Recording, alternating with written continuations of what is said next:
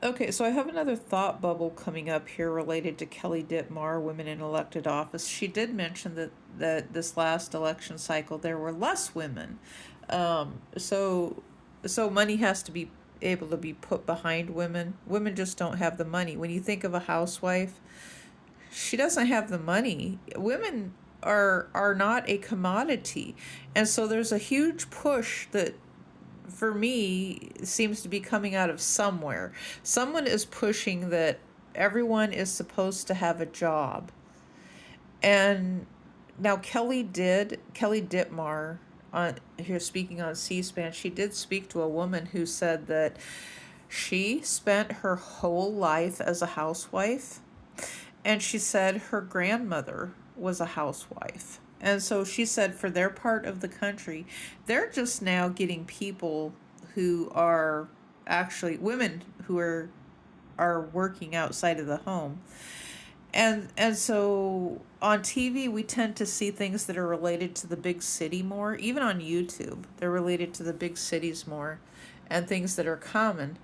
Rural America is often just forgot about. Where things are slower, and people have less services in those areas.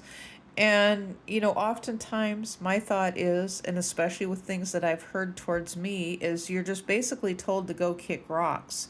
So if you're a kid in a town of 500 people and you're graduating from high school and you're supposed to be able to live in your area, say that that's what that person wants as freedom of choice, and they want to live in that area and work in that area. They don't want to do anything. They just want to maybe go to a little bit of college or something like that, or they want to learn a trade of some sort.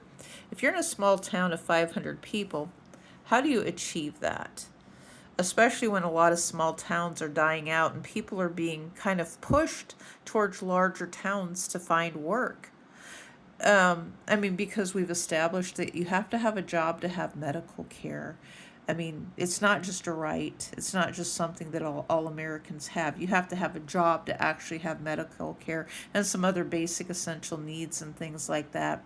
Unless you just have zero money. Now, people on welfare, social media has been horrific, terrible to people on welfare. People have been called names, and from what I have seen. And it's like, well, if we have a country that wants to take care of our American citizens, what's wrong with that?